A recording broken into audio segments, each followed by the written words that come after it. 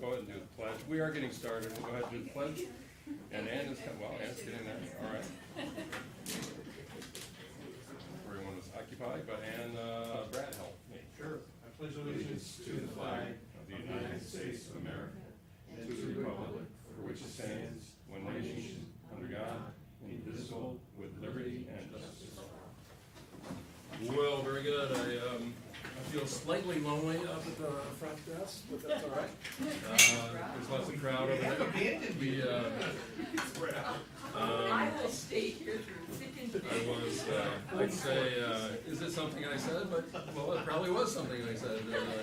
Was it last meeting I said something? Oh, yeah, around, but we will go ahead and get started, and we've done a few things already today. We're back from exec session after we were in public session, and I believe there's some modifications. Yeah, I'd like to add a supplemental personnel report that's dated today to the consent agenda. Right. And then under other district business, other discussion items, I'd like to add an item for discussion of retaining a lobbyist for the health insurance reserve issue. Very good. Noted, and we'll look forward to that discussion after Dr. Brown talks about all this stuff for a while. And Dr. Brown is raring to go because the Who's won, and everything else is wonderful with the world, and that is one. So we expect another soon. No one signed up to speak. If anyone from the public wishes to speak, they can, and they're welcome to do so. And everybody's on electronic devices, so it's okay. Who needs speech anymore anyway? Ithaca High, a whole bunch of you over there, so let's start with you. Sure. So some of you may know this year's musical run, the ICSD show, is opening night is this Friday. It will be performed April 12th, 13th, and 14th, and tickets are currently available to be purchased in school and online. And what's also unique is this is the first year that we have a student show selection committee of students actually choosing what the student body votes on for musicals. And so they're currently deciding what shows will be selected for students to vote on next year for the musical. And also, both the spring break Paris trip and the Morocco trip are currently being are prepared to leave on this Friday. And also, IHS's annual trivia night will take place in the cafeteria this Thursday at 6 p.m. Teams are invited to compete head-to-head in a variety of topics. There will also be unlimited pizza available, so even if you're not a history expert, pizza. We're going to be having our first ever spring pep rally this coming Friday. We're going to be celebrating our student athletes and also for the first time our competitive clubs. Code Red Robotics had a very successful blood drive this past Friday, so we want to thank everyone who participated in that for making a positive difference. The senior class also had its annual casino night this past Friday. This is an annual event that's put together by the PTA and the senior class parents, and it was a huge success. So the senior class wants to extend a huge thank you to everyone who made that a fun night for seniors. And I want to tell everyone that you have until April 10th to buy Krispy Kreme donuts from the junior class. This goes towards making prom affordable for members of that class, and it's a tradition that they have every year. And so you can email alexander.whitehead@ICSD to purchase your order and to chip into that effort. Yeah. So this Saturday, the boys tennis had a three-way scrimmage against Pittsburgh, Mendon, and Pittsburgh Sutherland. They finished second.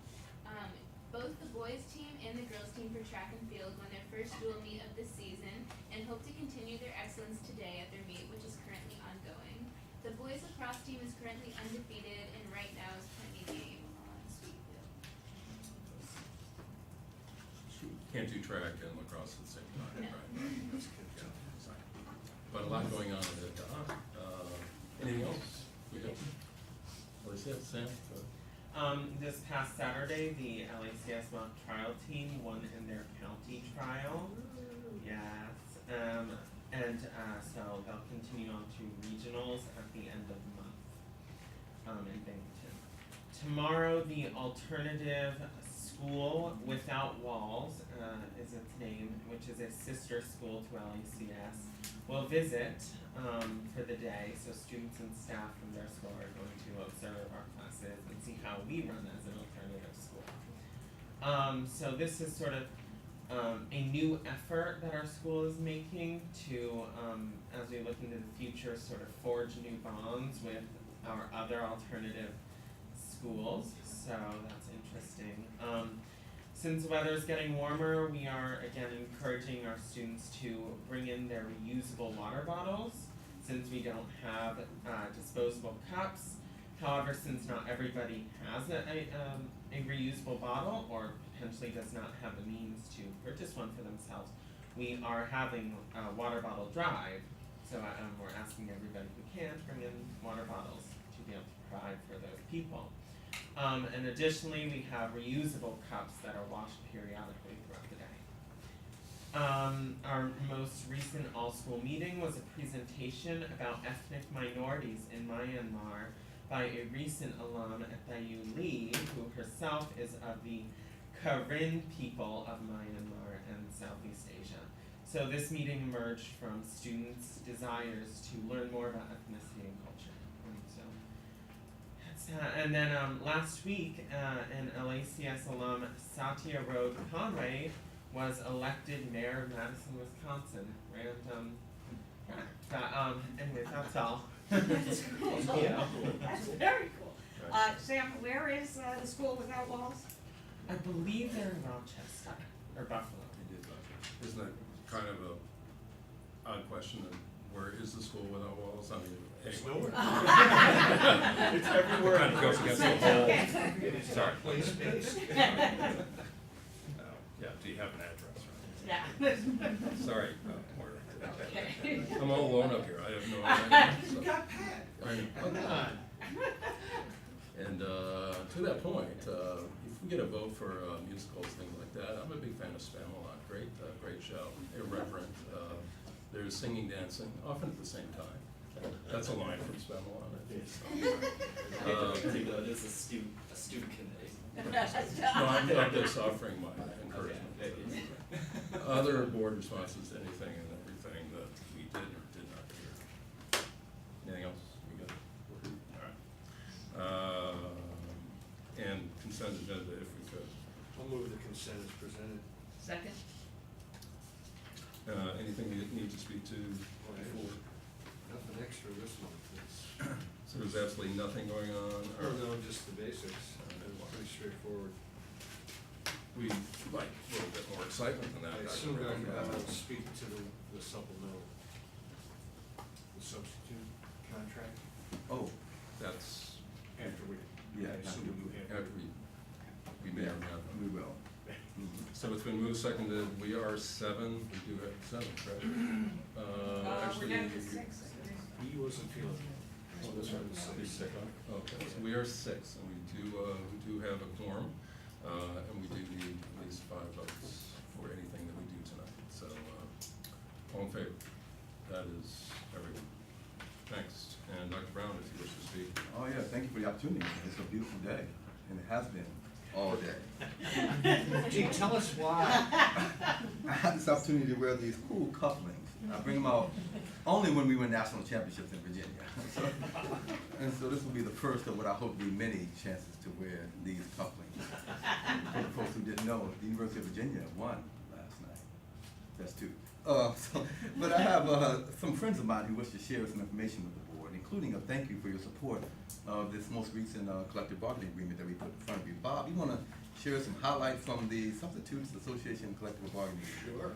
Well, the substitutes ratified their contract. It's a 6-year deal. Increases to level 2 rates of 433, which is what Dr. Brown went out to the public a number of months ago. Yeah. And said we would try to get for our members. They're very appreciative. They don't have a lot in their contract because, they're a relatively new organization. So that is the highlight, Dr. Brown. But a 6-year deal, that's big. Yeah. That is the highlight. That is the highlight, yeah. Right. Yeah, thank you for your support, as you're supporting our our aggressive compensation strategy, which is to increase the compensation for all of our employees by minimizing, and you'll see, minimizing the impact on our taxpayers. So we'll be talking about budgeting in a little bit. But before that, Mary Grover wishes to share some updated information about an informational session we plan to have regarding mathematics in our community.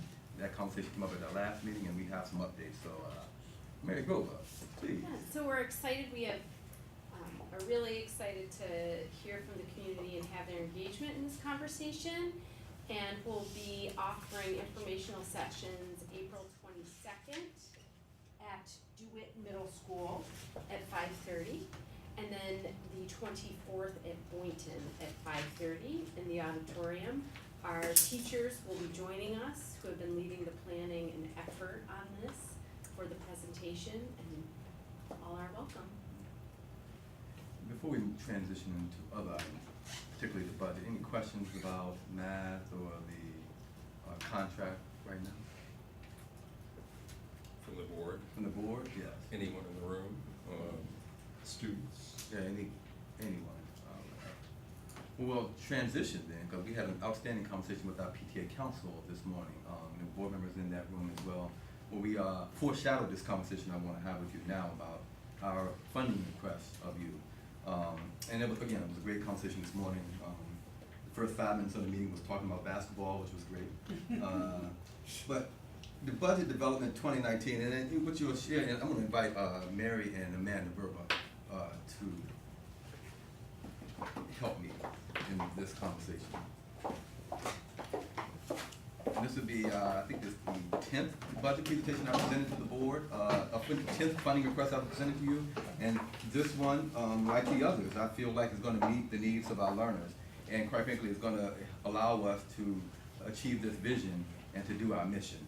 And we always start our budget presentation with that slide.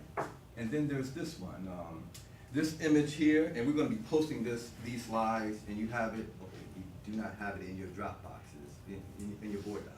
We will give it to you in your board docs, and we will share with the community as well. This slide here represents what this 2019-2020, that is our proposed funding request of you, $131,714,987, and we tried very hard this year to round it up, but Amanda wouldn't allow it. So that is the funding, that's a 2.53% increase from year to year. And you'll see the historical increases from year to year to our overall budget. So Amanda, if I'm not mistaken, that number, this number 131, if there are no changes from the board tonight, or prior to adoption, that's the number that will show up in the budget document or on the ballot? Correct, yep, so both. So essentially, on the ballot, this would be Proposition 1, and I'd be asking for the authorization not to exceed, and levy the taxes there too, to be able to sustain the operation of the school district at this level. An important slide, we've been leading with this conversation about tax rate, and the second I'll do, as I've done 9 other times now, to Brad to describe or explain the difference between a tax rate and tax levy. And the tax rate will be going down again, and you'll see in the next slide, this is the 4th year in a row that we anticipate our tax rate going down, and I'm pretty sure that's unprecedented for our community. So Brad, can you give me your annual? Sure, so the levy is the total number of dollars to be collected from the taxpayers, and that's part of Proposition 1 that'll be voted on.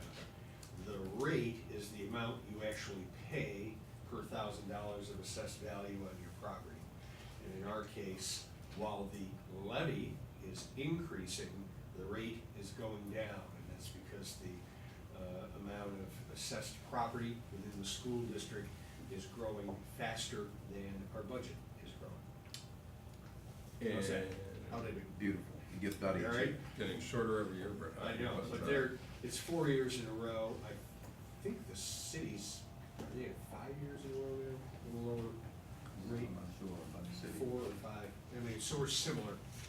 And there we go, well, of course, 5 years ago it was 0.5, it wasn't a very large increase. And we do want to point out that is an estimate of what the tax rate. That's may be. based on, I assume, the county's current estimate of what the total assessed values will be. And Correct. we'll know in August, approximately, correct? Usually in late August, Right, exactly. So, Yeah.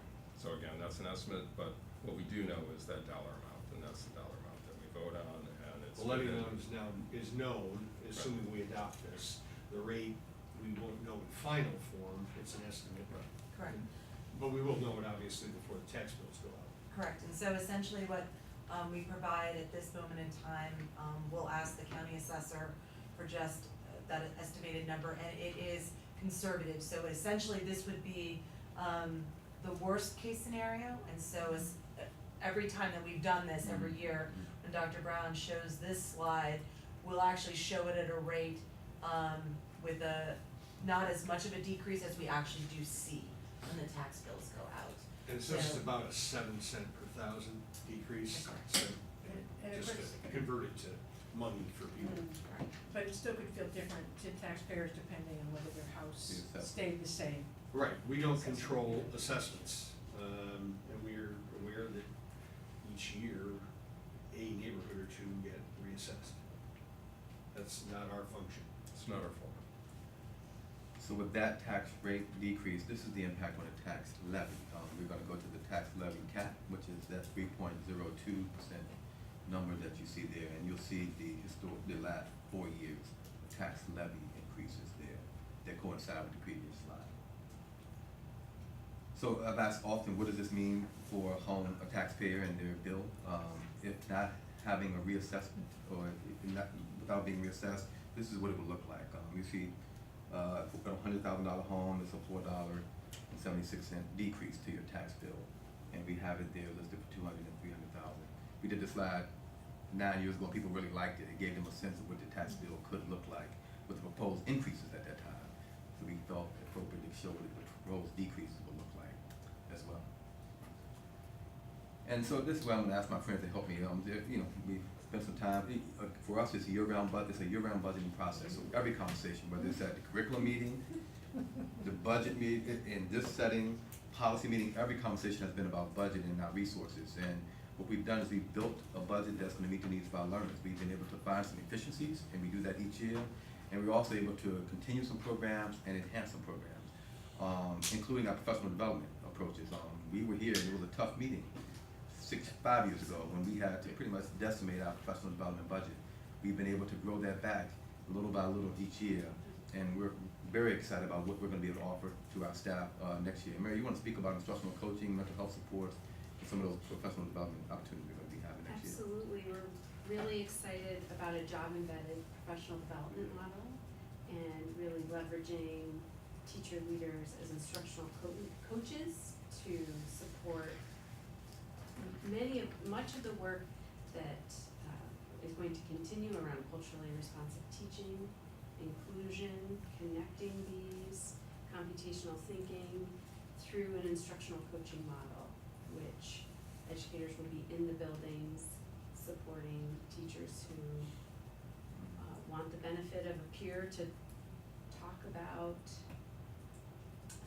problems of practice and how they hope to grow. This is also connected to the mental health supports in our building. Carrie Burke is on board now and doing an outstanding job leading the nurses and also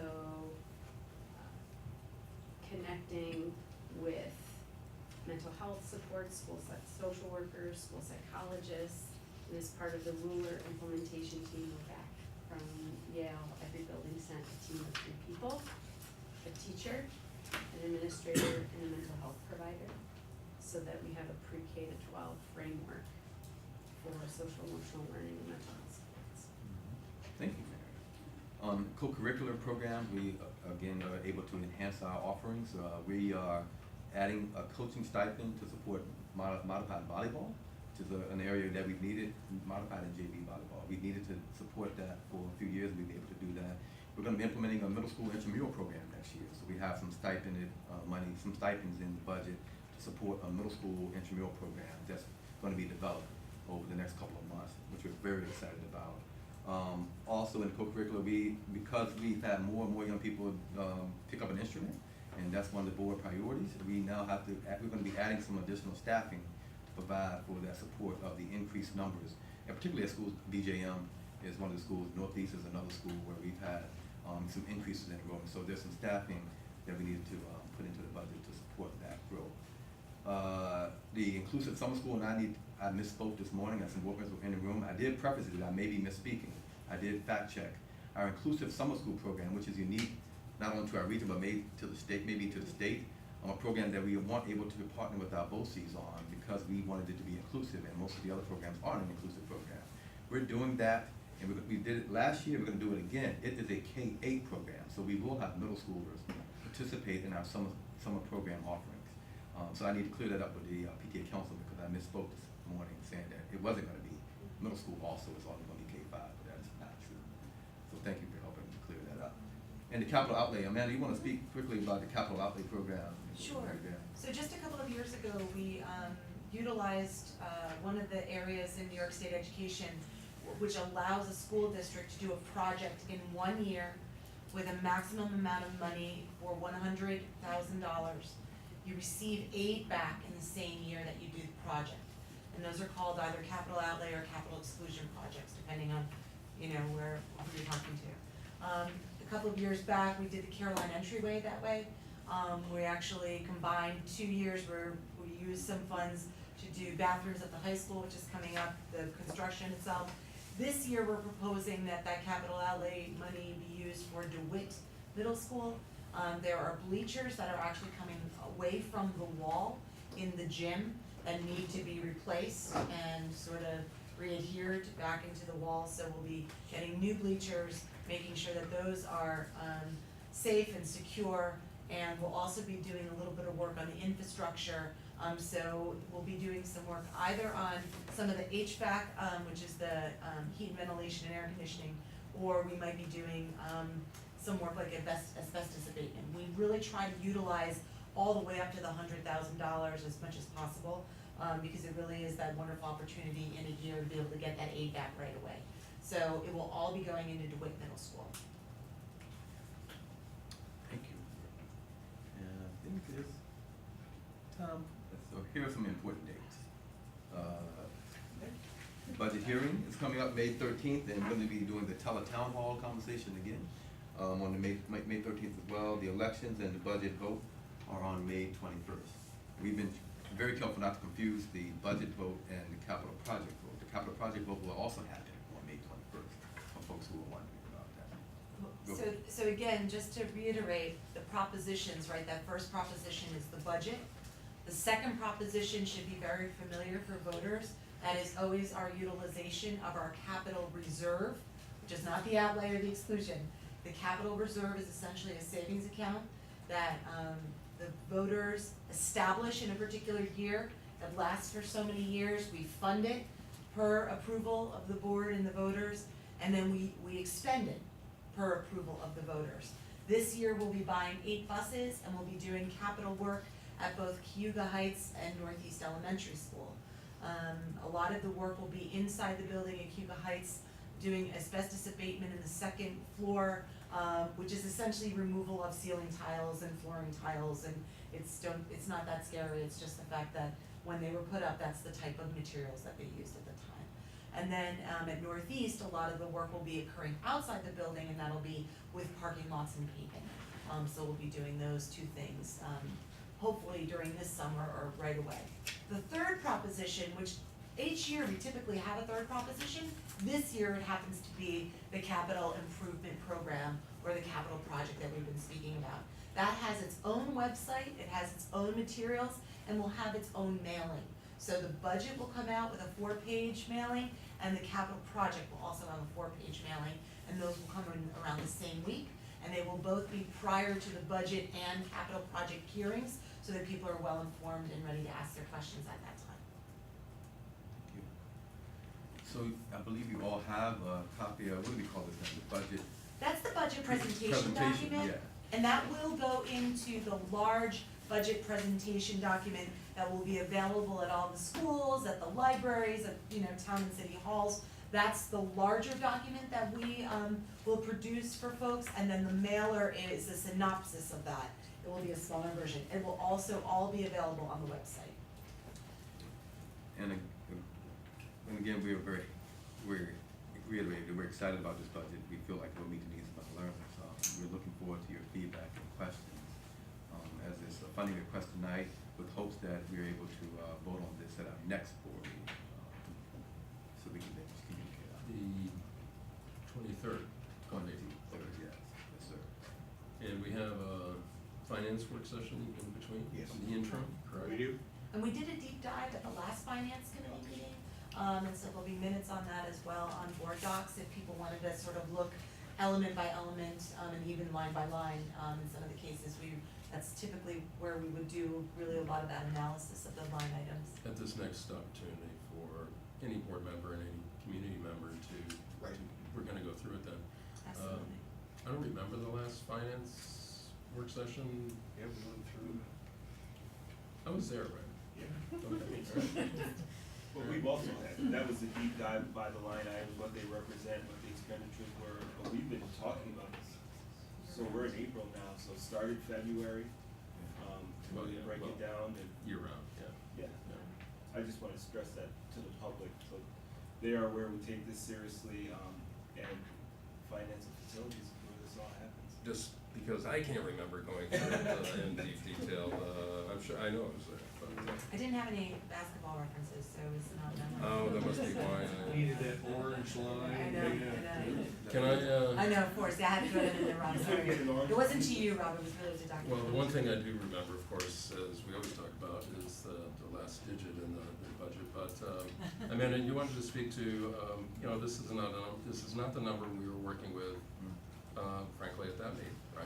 Correct. It was like 134, is there, you know, and Yeah. 595, something like that, right? Correct, So we're at a different number, and if you can just kind of walk Sure. us through what's happened in the last week. Sure, so obviously, every time, you know, I come before you, as I've said, where it's like the moving target, right? So we sort of start grand because we take the budget and we essentially roll forward the current operations along with anything that we know we've made commitments to in the future, mainly through our bargained agreements, plus trying to sort of crystal ball some things, plus trying to pull in all of the wish list items, right? So every year, when we go through the budget process, starting early on, November, December, we're getting a tremendous number of requests from everywhere. And it could be anything, you know, I'll give you an example, covered bike locking, you know, where you would put your bike, right? Like racks? Bike racks, thank you, so they would be covered, that came up in a meeting, so we kinda had a little number there, and we said, well,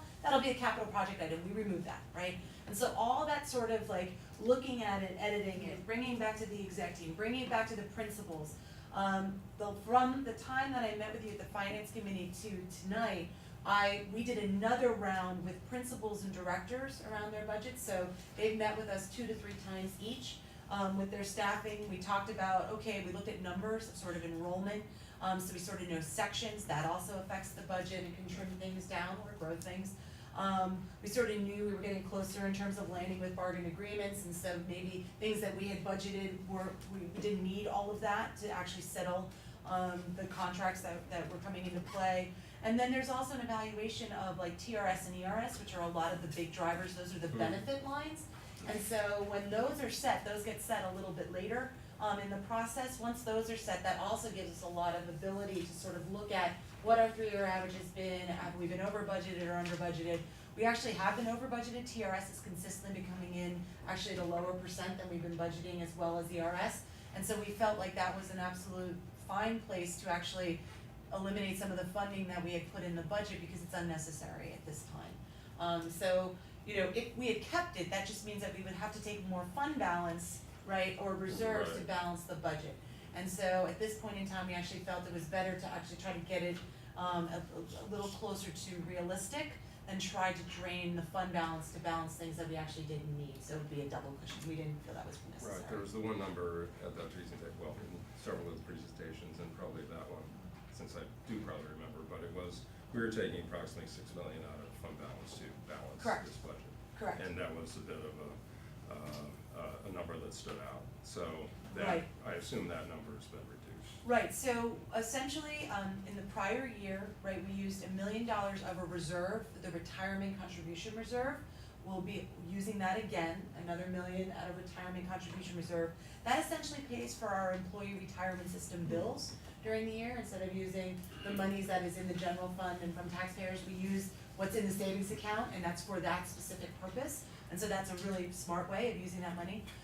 We are actually also dipping into the employee benefit reserve, which is to pay for contract benefits when someone retires. So for example, if you're allowed to cash in your sick time, right? And you have so many sick days, they have a value and you get a check for that upon your retirement. There is a reserve that we have as a district that we can utilize. So we estimated that's gonna be about $135,000 in terms of retirement settlements that we'll have, and we can use that for that purpose, instead of, again, going to the taxpayers for that. And then finally, the designated fund balance last year, which is essentially, it's not for a reserve purpose. It doesn't have the definition and parameters that a reserve would have. It's a little bit more like a savings account that you could use it for multi-purposes. Last year, we used $3.23 million. This year, we've increased that by $500,000. So we'll be using $3,730,000 instead of $3,230,000. So that was a little bit more reasonable, I think, for the board than a couple Lisa starts million. with a 3 and not a 6. That's It right. was a 6 the last time. That's Yeah. right. So, two questions, one, about those reserves, will you be able to replenish those, the ones that you are gonna be using? And the second is, how did the settlement in Albany of the budget impact the revenues? So the first question is related to essentially fund balance projections. So Angela Jordan, my amazing colleague, myself, our auditor, from Insero, we get together, and our treasurer as well, Lisa Blessman. We meet pretty much monthly, either in person or via email or the phone call. We review it with the board at the finance committees as well, and it's really is, again, unfortunately, I hate to tell you, it's a moving target, right? Okay. Right now, what we analyze is the money that is encumbered or that is allocated or set aside for certain purposes, and we're trying to see, are we really going to spend it? As we release that money, that contributes to the fund balance. We don't know yet if there's another, I hate to say it, snowstorm on the way or weather items or things. Overtime is a big factor in the amount of money that we end the year with, right? If we have a couple of more, kind of wonky days or even really hot days or rainy days, the overtime amounts will draw from the fund balance that we would end the year. So it looks like right now we are gonna end the year positively, and it, not in the way that we've done in the past. So we may have to dip into a little bit of the fund balance, but it's not that it's going to really drain us or use everything from the prior year. In terms of rebuilding those reserves, we look to probably, and just in years past, we've looked to really try to put money into the 4% cap, which is where the comptroller allows us to keep our savings. Then we go to the capital reserve, which is where we replenish our buses from, and then we go to the other reserves. So that's too soon to tell, Anne, with that one. As far as the governor's budget and that question, our foundation aid did go up. I think we had anticipated only about $30,000 or $40,000 in the first go round of the governor's budget. In the second go around, we have an increase of $400,000 in that line. So that was an increase from one year to the next. So we received a 2% increase in the foundation aid line, which is our formula aid, right? All the others are expense aid, so we get back what we spend. And so the governor's budget's good, but you have to, again, work with sort of your treasurer and look at really what you're spending, pull out the things that won't qualify, and then you get a real amount. And that budget, that revenue projection is also available in board docs as well, and will be online. It would be nice to get some bullet aid too, by the way, if I'm looking at Brad. Okay, well, we got bullet aid last year, and we can press for it, but we'll see. If I could. Yep. For my colleagues, if you go to the last page, the first line, you'll see transfer to school food service. I want you to know that's no longer zero. We've, in the past, not subsidized school food service at all. Well, actually, we didn't know it. The way the accounting for, the last page, first line. Listening to you. Yeah. we weren't accounting correctly for the, benefits for the food service workers. Mainly we- for health insurance. What's that? Mainly for health insurance. We thought they were actually covering that from food service, they were not. No. So this is new food service director turned the stone over and found out where it was. So it isn't that anybody wasn't getting the benefit, we just weren't accounting for it in the food service program. We were accounting for it in the general budget. So now we're gonna show it as a transfer and they'll actually have the funds then to pay their own benefits from that. That's the proper way to do it. But we are now, just so you know, subsidizing to some minor degree the food service program. And just wanted Joel to know that was the case. If I could ask, I'm gonna go back to summer school, if I Yeah. can ask, does that number include the farm to table program, or is that a separate? That's a grant. That's a grant, Yeah. so that's not in the general fund. Yeah. That's a how many year program? It was initially 4 years. And this is year Yeah, this is- three? We're going into year 3. So what's our plan for year 5? We'll have to budget creatively, because that's Okay, we're I'm gonna be just, seeing some. cause that's a couple $100,000 in Or the seek, summer. or seek another grant. All right, I was just curious where that's gonna go, because Yeah. that's become an important summer school program. One thing, we could start to build that infrastructure next year as part of the budget and not maybe do a one-time $200,000 into the budget, maybe put some monies in, maybe Yeah. some bullet, yeah, so we could be planning for that over the next couple of years. Right. Yeah. I did, the revenue page isn't here in the handout, do you have the revenue page up? So you can put it up on the screen? The revenue page. I mean, I have a specific question, so it It's doesn't in the, matter. What are we assuming in the way of interest for this coming year? I mean, I'm just curious how the Now Act program is working. Sure, that has been excellent, and so we actually, interest in earnings, I increased that by $100,000. Okay, So I took that from 50,000 in the prior year to 150, thank you. and again, that's probably conservative, but It was just because it's based on percentage, I I understand. just wanna make sure that I was didn't just curious. overestimate. I was just curious what you decided to do with But that. that will show up as a 200% increase, obviously, but we It's not a actually big are accruing better interest on those accounts. Right. As long as we're, I'm now looking at the revenue page, so there's a pretty big number here for other miscellaneous revenue. Yes. What is that? Oh, it's great. So as you can see, I'll quickly, for Yeah, those it's of you great. that can't see it, pilots is a large part of that, okay? But that's, pilots is, That's the top line. that's the That's top the top. line. That's already there. Of other, oh, I'm sorry, so you're just the other miscellaneous revenue, Right. I see, I'm sorry, I was talking about the other revenue in general. Right, Of right. that, I apologize, pilots is one of them, but other miscellaneous revenue is a line. That is what's called, the BOCES rebate, okay? And so, we have about $17 million that we budget for BOCES. We don't necessarily spend all $17 million, because a lot of times with BOCES, you're buying spots that you may or may not use. And so at the end of the year, they reconcile. BOCES cannot carry forward any money. So at the end of the year, when they reconcile, that money comes back to the district in terms of a refund. Mhm. I joke and say it's the rebate, but it's the refunds, really. And so essentially, the majority of that money is the BOCES refund. The other thing that's in there, is also, oh no, Medicaid reimbursement is separate, so it really is, it is the BOCES refund. In there. And then there's a small item in the budget, it's very small, but I'm just curious about it. It's, let's go back to the budget document. It's our, school property assessment, line 1950, sewer, sidewalk, stormwater, Oh.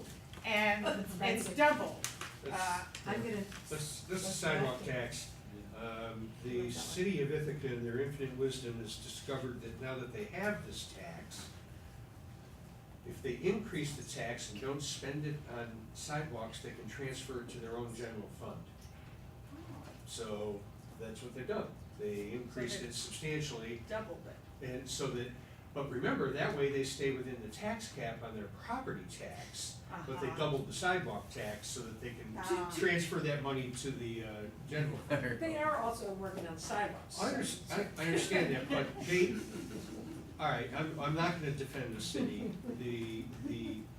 It's a sidewalk tax that is now a subsidy for the general fund. And they were very clear about that in their own minutes. So I'm not making it up. They're very clear about that in their own minutes. So that's what it is. So you should probably assume it'll jump another 50% next year. So they can lie to the taxpayers, tell them they stayed within the tax cap, and then hit them somewhere else for the money. Was I direct enough about that? I don't live in the city. I don't live in the city, so, and see, that's the other thing, that it's, for those of us in the school district who don't live in the city, this is the hidden way for the city to get tax revenue from us. Well, the mayor was here and said, right here, and said it's not a tax, so. It's I, clearly a tax. I believe It's all now going, politi- it's I now believe going all to the general politicians, I fund, do. it's nothing but a tax. But yeah, it's a way to gather revenue from non-taxable property. Yeah, and to gather revenue from those of us who don't live in the city. Ralph was pointing at me as the mayor. I'm just. Yeah, well, it was, the mayor and the city attorney were sitting in that area at the head table. I remember So, that meeting. Dr. Brown, you're there in that area, so you're not the mayor. It was, you mentioned a small item, a large item, we were looking at total salaries and benefits. We hit about, we were in that $100 million range, and that's still, We're gonna be close, yeah. we're still pretty much there even with. This Yeah, was a I'm summary. closing my eyes because I'm trying to think of the slide that we showed today. I wanna say it's 59 or 60 million in total salaries, right, yes. And 33 million And then benefits. benefits, yep. So Sorry, we- sometimes I have to like get You're the about visual. 102 million of the 131. Yep.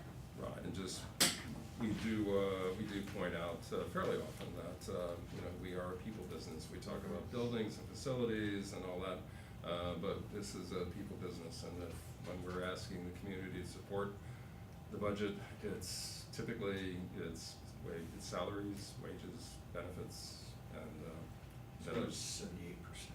right, exactly. So, and that 78% is predominantly supported by the local community. And we get a little bit from the state, and we complain about the governor, and we'll complain about him in probably a few minutes, again, when we move on to that other topic. But for us, and it's really the community supporting the employees of the district, and the employees of the district meet the needs of the kids every day in a variety of ways. And so that's what we ask on May 21st, and that's really when, where's my money going? Well, it's going to your neighbors and people. And Dr. Brown too. Right. Your people too, Dr. Brown. Other questions? Other slides, Dr. Brown? Next Tuesday is finance and facilities. Yeah. Come and join us. Still work to do. And it is an opportunity, when I do have my glasses on and I do, maybe can read it, for us, for anyone to come to that work session and go through it, and we can dig into the lines a little bit. Those items that jump out to some folks, and go through it. This is a much different budget process than we used to do. We used to sit here and go line by line in public and try to lobby or argue or have the tax rates, the tax levy up on the screen, and when we would take 50,000 out of girls hockey, we would see how it affected our tax rate for that year. That's not a process that we do anymore, and girls hockey was just an example, but actually we did go through that, and it was an example of the superintendent saying, well, we're cutting girls hockey out of, women's hockey out of the budget, and you have the requisite meeting in the cafeteria with 100 people campaigning for girls hockey, so then we put it back in. We thought all along that that's probably not a good way to do the budget, Amanda. That's why we appreciate the work of business office, Angela, and our building leaders and our exec team for putting together a budget process that gets us to a much better position. So 2 weeks from now, we can go ahead and approve this budget and get as much information out about it as possible. We talk about it seemingly constantly, but this is when we really see the final numbers. So it's a process that used to be probably 1 o'clock in the morning. They're still going through this, and it was a fascinating process. I was thankfully working on the farm and did not participate in that. Brad probably watched it more than I did, but we as a board, not all of us are here, but we as a board, as we go through this, we have to develop, and we have developed that trust over the years that, and as I've said all along, we rely on the building leaders and really folks in the classroom and the administrative team to put this together. Where do you want to spend this money? And in what best way can we spend this money to move the district forward to achieve Brad's 100% graduation rate, meeting the needs of every child in the classroom, in and out of the classroom, frankly, for all that we do, providing breakfast and lunch all summer long. What does that cost? There's a cost of that, but we're not, that's part of that school lunch program, is doing that all summer, and everything else that we do that probably a lot of people aren't aware of. So it's we're not voting tonight, but there will be an opportunity to go dig down. Please come next week. All right. Thank you. Thanks. I didn't mean that for that to be the last word. I was just talking. So.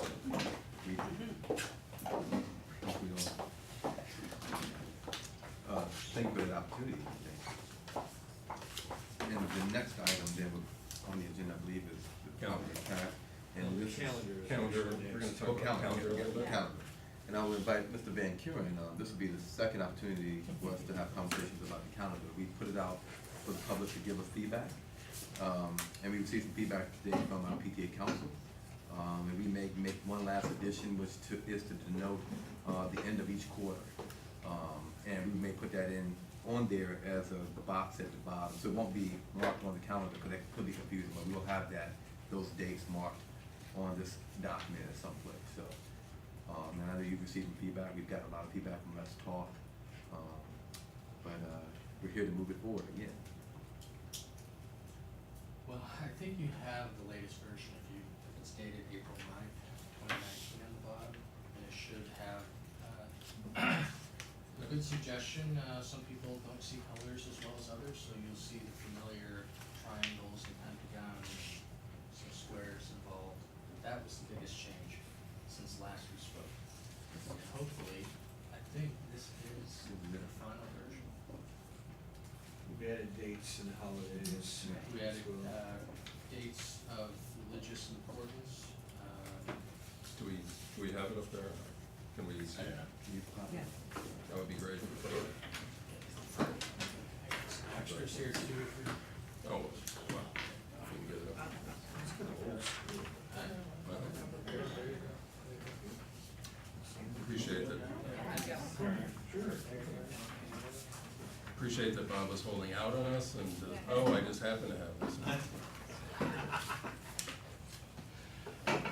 There it is. There it is. Well, that's better. Isn't that nice? There you go. There we go. All right, good. Now was there a question? No, I don't think so. Yeah, but there it is. So tonight, we're asking for it to be approved. Yes. Yes, that would be great, so we can communicate out to families who have been calling my office nonstop, post a plan, yeah. Well, this came up when we looked at the first draft, and it's also something that was addressed in the feedback that was shared with us. That the 2-week winter break, it was commented that that this could be a real problem for families to access childcare for 2 solid weeks. And then the other issue that we've heard about is adding days off for certain holidays, and it seems like that could be accomplished if we shortened the winter break.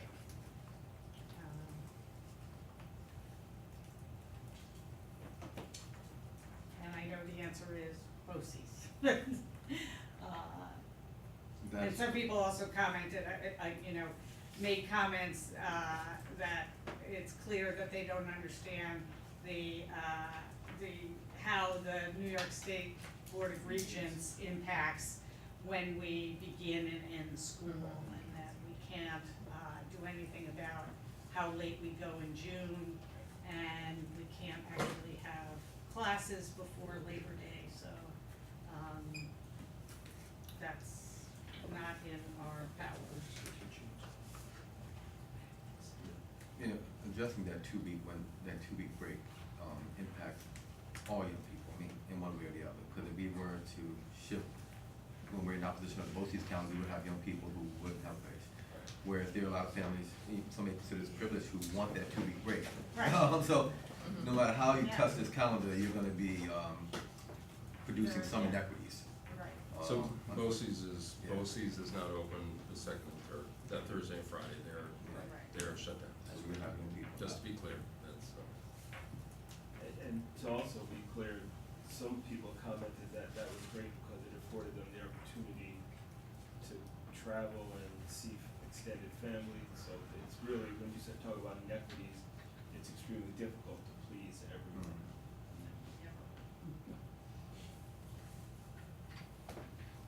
and, well, right, and there's a lot of folks that don't have the means to travel. And, that's 2 weeks that I don't get breakfast and lunch those days, we're not open, right? Well, No, I'm serious, we're It's not. 2 weeks without, We're not open. without the food service program. Right. For some of the kids, that's a challenge. Just to point that out. But, gotta have a calendar. Okay, did I see the end of district notation on this? The what? End of quarter, no. No, we're gonna add that. We're gonna add Right. that. Right. So, you want us to vote on not the final version? No, I mean, it really doesn't. That not change impacting, it's just, It's a footnote. an asterisk. Footnote, Footnote. all right. I'll move adoption of the calendar as presented. I'll second it. We have a second. Any other questions? All in favor? That is not everybody. I have four in the room. It's, Rob, Pat, and Brad and Chris. Those opposed will be quorum. Well, just take a stand. It does, no, actually, it does still pass at this time, because we have 5, right? Thank you. Way to sneak it in. You're lucky. We will communicate out with our families, by putting this on the website tomorrow. It'll get approved after the calendar. We'll move to table the property tax report card until the next meeting when we adopt the budget. I'll second that.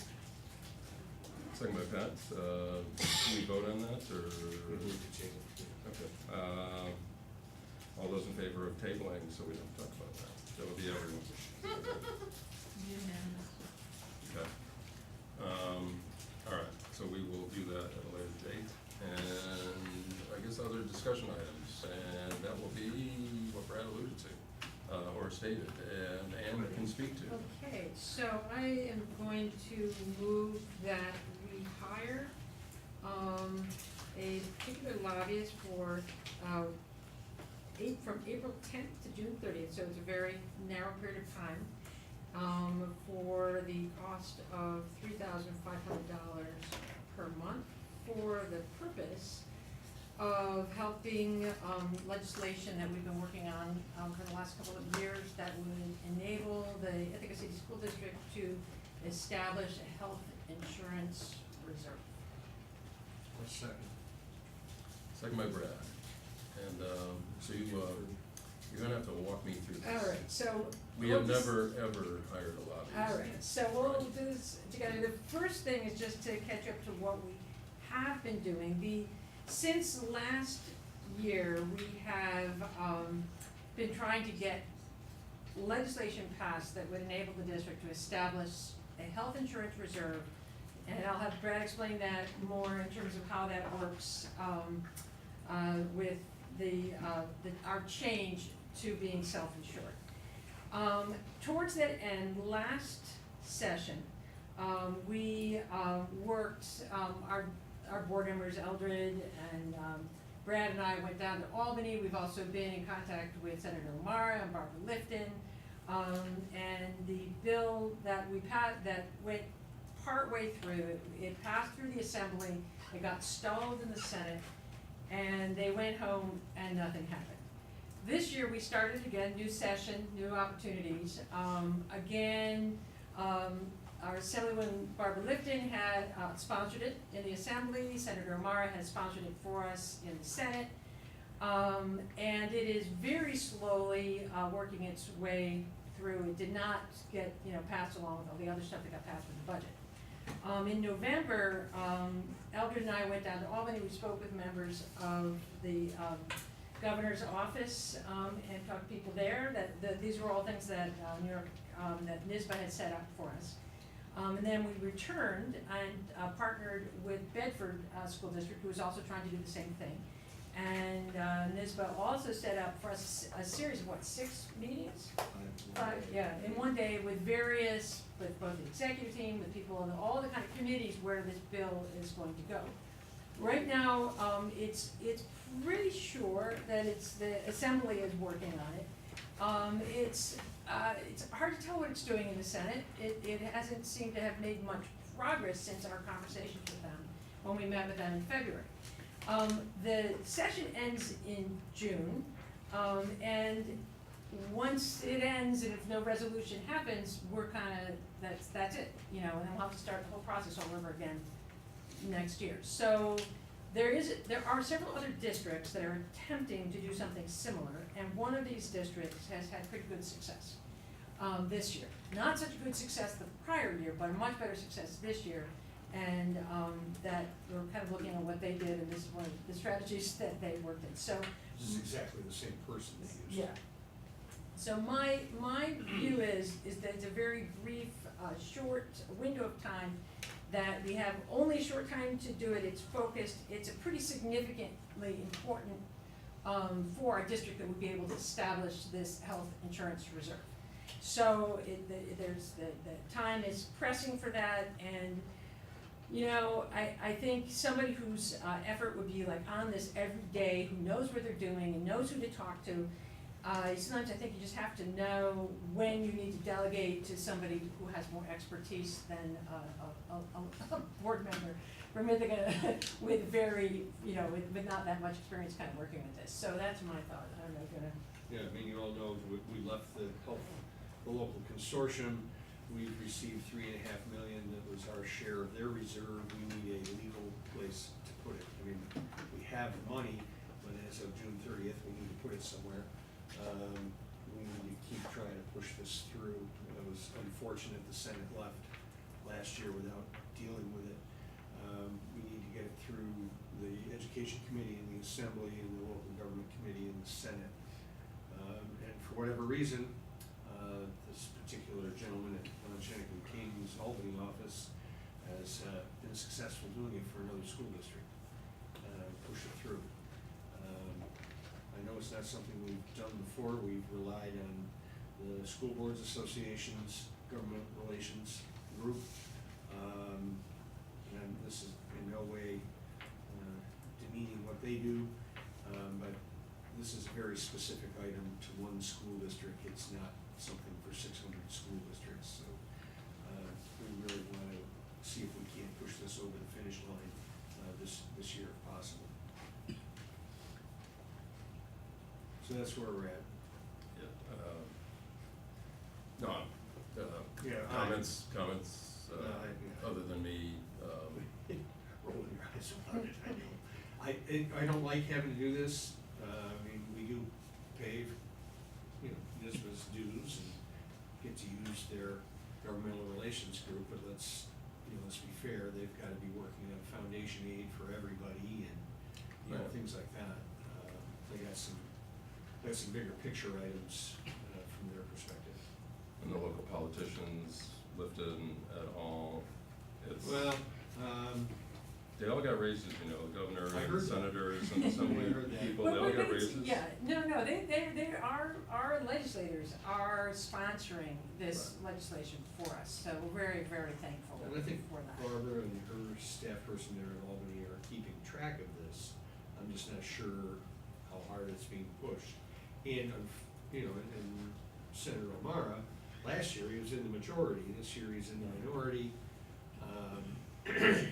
One party rule, that's, I Yeah. thought, gee, I thought everything would be. Yeah, I hear you. Not, But we gotta get here. Yeah, right, I mean, so, Yeah. yeah, getting it through to the committee, it hasn't yet been put on the agenda yet. Can we just In the Senate. eliminate the middleman and just give it to the governor? And Well, that's another issue too, because there is in I was- Albany I a was lot of kidding. resistance to the idea of reserves. They're worried that school districts will kind of squirrel away money. So when you mention the word reserve, they get kind of nervous. Well, we had a meeting with the governor's office there, and I thought they understood. Yeah, And yeah. And We'll it- see. Yeah, and as I say, I think just to your point, I think, NISBA's done a fantastic job. Yeah. They, you know, took us through this crazy, you know, maze of these office buildings from place to place and really set those up. I think this is such a focused bill though. My view is like, how do you get this from all the groundwork that's been established and get it over the finish line? And there's also the possibility that even doing this, it still might not get over the finish line. So I think that has to be understood too. Right, and I'm gonna assume that there's no money back guarantee Oh, here. Right. And this lobbyist is a former senator, Yeah, and he's. retired senator hired by a law firm to. Hired by Bob Shannon King, our law Yeah. firm we use. Yeah. And, yeah, this is a system. we This is have not to break. ideal. But it's the way Albany works, right? Yeah.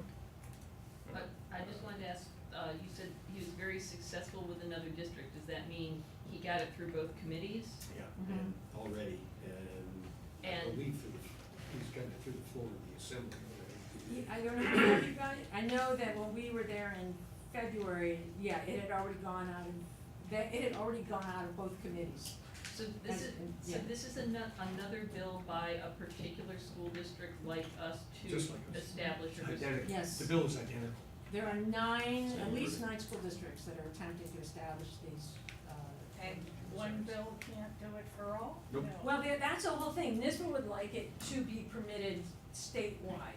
But that's like another project. Like that would be great, But the governor's office is not gonna sign off on that. Has the Because- governor's office signed off on any of these? Last year they did, Okay. they haven't this year, I mean, we'll see. Has anything gotten through to the point where? No. Not this year, not last year, but what year was, were No, the I'm other sorry, it was the year four? before, Scarsdale there were and- four, yeah. Yeah, so there was, basically, we're inserting our need into this like pre-existing host. You know, it's like, we're not changing, making kind of really brand new legislation, we're just like, we want the same right that some of these other school districts have to establish this health insurance reserve. Well, yes, I agree with it. Okay. I don't like the method. Well, we don't have to. We don't have to, right. We can continue down the route we're on. And then what happens at the end of June if we don't, if, Start over Start again over. next fall. and then where does the money go? Well, we're not gonna get rid of that, obviously. It'll be. Somebody's mattress? It will be in an inappropriate reserve. And at some point, the comptroller will come and slap our hands for having it in the wrong place. But we have no right place. Trying to get Exactly. the right place. And the thing is, when it was in the BOCES cooperative, it was in a reserve. So it's moving it really from one reserve To another. to another reserve. Oh, that makes too much common sense. That's just too easy. There's no, that's why we're not getting this passed, that's just. It's too logical. It's too, Yeah, I mean, so yeah, I think it's it's an expenditure that was not planned. And I think, yeah, in the best of all worlds, we would, I mean, okay, so the alternative is this.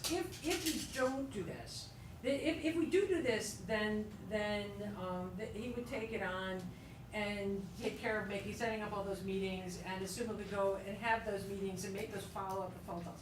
if we don't do this, what's gonna happen is I'm gonna, follow up, again with Senator O'Mara's office, and I'm gonna get in touch with NISBA again, and, I'm just gonna do what I can, from our end, and then maybe we try to get them to set up some more appointments with us, so they thought that made a difference. If they didn't think it made a difference, then we would just sit tight and kind of just watch. You know, and we wouldn't really be able to do too much. Our representative. Well, Ann has been our representative for the last 2 years, and I'd just like to note publicly how tirelessly you and other members of the legislative admin committees have worked. I mean, traveling to Albany, taking this on, meeting with local representatives, it's really, it humbles me, cause I wouldn't have done Well, I that. haven't done it alone here yet. It's a. No, but Ann's a very good advocate And for Elder us. Dan Yeah. Brad. And not a penny Road in trip. compensation. So, she can do what this guy we're Well- gonna pay. But he can do it much more efficiently Right. and hopefully much more effectively. This is his day job. Yeah, right. I mean, I'm just thinking, okay, like we have like a constellation of people that we know and things that we've done, and we did the same things last year too. So it's like, okay, you know, we tried that strategy last year, and we've done exactly the same, and it's like, it's so close. I guess I would really like to see this get over the finish line, and I'm thinking, you know, is this the best way to do it? I mean, I don't know. I mean, it's, and as I say, it's possible that it won't happen with this either. You know, the governor, even if it passes the Senate, which it has, you know, it definitely could. The governor could still look at and say, it's a reserve.